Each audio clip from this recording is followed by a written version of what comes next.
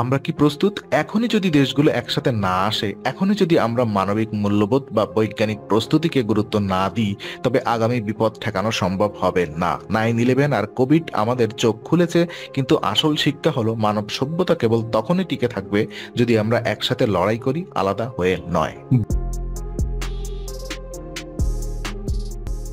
বন্ধুরা, মানব সভ্যতার ইতিহাসে কিছু ঘটনা এমন আছে যা শুধু একটি দেশ বা অঞ্চলকে নয়, পুরো পৃথিবীর চিন্তা ভাবনা পাল্টে দিয়েছে। 2001 সালের 9/11 হামলা আর 2020 সালের কোভিড-19, অর্থাৎ যেটা 2019 সাল থেকে যার ওয়েব শুরু হয়েছিল, এই কোভিড-19 মহামারী সেই তালিকার শীর্ষে। 9/11 এর আগে মানুষ বিশ্বাস করত আমেরিকার মতো সুপার পাওয়ার দেশকে আঘাত করা প্রায় অসম্ভব, কিন্তু মাত্র কয়েকটি প্লেন পুরো বিশ্বের সবচেয়ে নিরাপদ ভেবে নেওয়া নিউ ইয়র্ক আর ওয়াশিংটনকে কাঁপিয়ে দিয়েছিল। সেই ঘটনার পর আন্তর্জাতিক নিরাপত্তার ধারণা পাল্টে যায়, তৈরি হয় নতুন সন্ত্রাস বিরোধী নীতি, আর মানুষের মধ্যে জন্ম নেয় স্থায়ী ভয় যে কোনো সময় যে কোনো জায়গায় বিপদ আসতে পারে। এরপর প্রায় 2 দশক পর আবার কোভিড-19 মুখোমুখি হলাম। এই ভাইরাস এক রাতের মধ্যে গোটা পৃথিবীকে থামিয়ে দিল। কোটি কোটি মানুষ আক্রান্ত হলো, লাখ লাখ মানুষ মারা গেল, কোটি মানুষ চাকরি হারালো, শিক্ষা বন্ধ হলো, অর্থনীতি ভেঙে পড়লো। আমরা হঠাৎ বুঝতে পারলাম আমাদের টেকনোলজি, অর্থনীতি, এমনকি আধুনিক চিকিৎসা ব্যবস্থা এতটাই ভঙ্গুর। এখন প্রশ্ন আসে, এই 2 ঘটনার পরেও কি আমরা শিক্ষা নিয়েছি, নাকি আমরা আবারও আরেকটি অচেনা বিপদের মুখোমুখি হতে যাচ্ছি? আজকের আলোচনায় আমি বলবো কোন কোন দিক থেকে আমরা বিপদে পড়তে পারি। সন্ত্রাসবাদ, সাইবার যুদ্ধ, নতুন মহামারী, জলবায়ু বিপর্যয়, অর্থনৈতিক ধস, ভূ রাজনীতি, এমনকি কৃত্রিম বুদ্ধিমত্তার উত্থান, সবকিছু নিয়েই আমরা কথা বলবো। কারণ 9/11 আমাদের শিখিয়েছে নিরাপত্তার দুর্বলতা, কোভিড আমাদেরকে শিখিয়েছে স্বাস্থ্য ব্যবস্থার দুর্বলতা। এখন প্রশ্ন হচ্ছে, মানব সভ্যতার পরবর্তী দুর্বলতা কোথায়?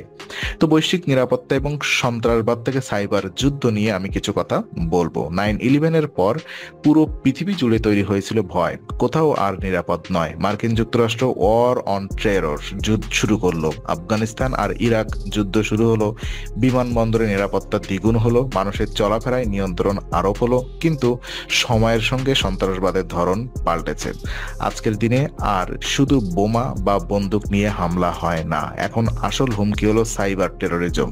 ভাবুন তো, যদি কোনোদিন গোটা ব্যাংকিং সিস্টেম হ্যাক হয়ে যায়, যদি এয়ারপোর্ট কন্ট্রোল সিস্টেম বন্ধ হয়ে যায়, অথবা যদি কোনো দেশের হাসপাতাল নেটওয়ার্ক হ্যাক হয়, তখন রোগীর মারা যাবে চিকিৎসা না পেয়ে। এটাই আধুনিক যুদ্ধ, যেখানে গুলি নয় বরং অ্যালগোরিদম দিয়ে আক্রমণ হয়। রাশিয়া ইউক্রেন যুদ্ধেও আমরা দেখেছি, শুধু ট্যাঙ্ক বা মিসাইল নয়, সাইবার আক্রমণ সমানভাবে ব্যবহৃত হয়েছে। আমেরিকা আর চীনের মধ্যেও সাইবার গুপ্তচর বৃত্তি নিয়ে দ্বন্দ্ব চলছে। এই ডিজিটাল পৃথিবীতে যে দেশ প্রযুক্তিগতভাবে শক্তিশালী, সেই ভবিষ্যতের যুদ্ধে এগিয়ে থাকবে। তাহলে ভবিষ্যতের বিপদ কোথায়? খুব সহজ, সন্ত্রাসী গোষ্ঠী বা শত্রু রাষ্ট্র যদি বৈশ্বিক ইন্টারনেট, বিদ্যুৎ গ্রিড বা আর্থিক প্রতিষ্ঠানগুলোকে লক্ষ্যবস্তু করে, তাহলে সেটা হবে এমন এক বিপর্যয় যা 9/11 থেকেও ভয়ঙ্কর। তো এরপরে মহামারী এবং জৈবিক যুদ্ধ, যেটা কোভিড-এর পরে কি আসছে আমরা কথা বলবো। তো কোভিড-19 আমাদের চোখ খুলে দিয়েছে।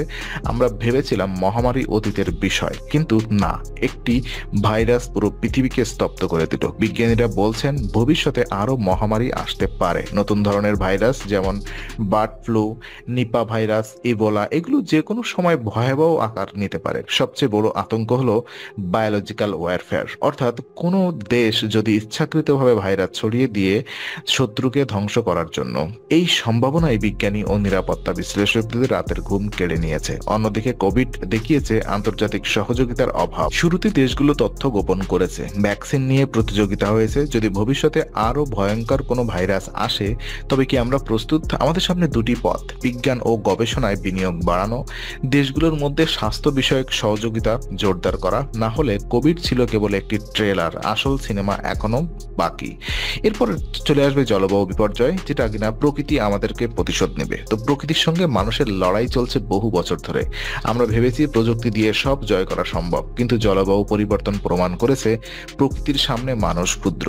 গ্লোবাল ওয়ার্মিং, হিমবাহ গলন, সমুদ্রপৃষ্ঠের উচ্চতা, বৃষ্টি, ঘূর্ণিঝড়, দাবানল, খরা, এসব এখন আর ভবিষ্যতের ভবিষ্যৎবাণী নয়, বরং বাস্তবতা। বিজ্ঞানীরা সতর্ক করেছেন 2050 সালের মধ্যে পৃথিবীর কয়েক কোটি মানুষ জলবায়ুর কারণে বাস্তুচ্যুত হবে। এটার প্রভাব পড়বে খাদ্য নিরাপত্তায়, পানি সংকটে, অভিবাসন সংকটে, রাজনৈতিক অস্থিরতায়। ভাবুন তো, যদি আফ্রিকার কোটি মানুষ খরা ও দুর্ভিক্ষের কারণে ইউরোপে পাড়ি জমায়, তখন বৈশ্বিক রাজনীতিতে কি ধরনের সংকট তৈরি হবে? তাহলে কি আগামী বিপদ হতে পারে জলবায়ুর ধ্বংসযোগ্য? এক কথায় বলবো হ্যাঁ, কারণ এটা ধীরে ধীরে এগোচ্ছে, কিন্তু এক ধাক্কা হবে সবচেয়ে দীর্ঘস্থায়ী। অর্থনৈতিক পতন এবং বৈশ্বিক মন্দার একটা ঝড় আসছে। তো কোভিড আমাদের দেখিয়েছে কিভাবে একটি ভাইরাস গোটা পৃথিবীর অর্থনীতিকে ভেঙে দিতে পারে। লাখ লাখ মানুষ চাকরি হারিয়েছে, দারিদ্র্য বেড়েছে, ব্যবসা বন্ধ হয়ে গেছে।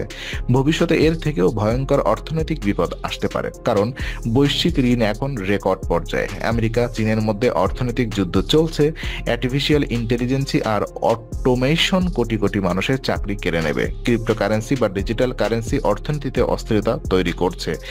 একবার যদি বড় কোনো অর্থনীতি যেমন আমেরিকা, চীন বা ইউরোপ ধসে পড়ে, তবে তার প্রভাব পড়বে পুরো পৃথিবীতে। তাহলে কি ভবিষ্যতের সবচেয়ে বড় বিপদ হতে পারে একটি গ্লোবাল ইকোনমিক কোলাপস? খুব সম্ভব।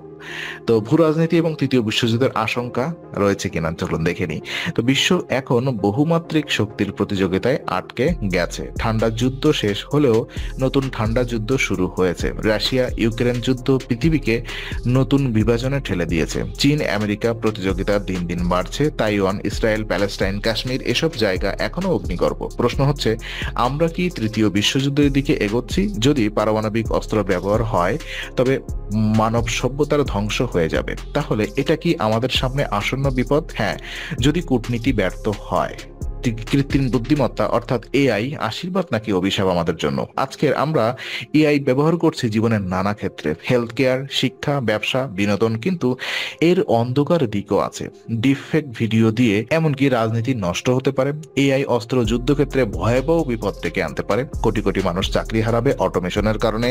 সবচেয়ে বড় ভয়, এআই যদি মানুষের নিয়ন্ত্রণের বাইরে চলে যায়। ভাবুন তো, যদি কোনোদিন এআই নিজেই সিদ্ধান্ত নিতে শুরু করে কাকে বাঁচাবে, কাকে ধ্বংস করবে, তাহলে সেটা হবে মানব সভ্যতার জন্য নতুন বিপদ। তো প্রশ্ন শেষমেশ, আমরা কি প্রস্তুত? বন্ধুরা, 9/11 আমাদের দেখিয়েছে নিরাপত্তার ভঙ্গুরতা, কোভিড দেখিয়েছে স্বাস্থ্য ব্যবস্থার দুর্বলতা। ভবিষ্যতে বিপদ আসতে পারে সাইবার যুদ্ধ থেকে, নতুন মহামারী থেকে, জলবায়ুর পরিবর্তন থেকে, বৈশ্বিক অর্থনৈতিক ধস থেকে, তৃতীয় বিশ্বযুদ্ধ থেকে, অথবা এআই এর অন্ধকার রূপ থেকে। প্রশ্ন হলো, আমরা কি প্রস্তুত?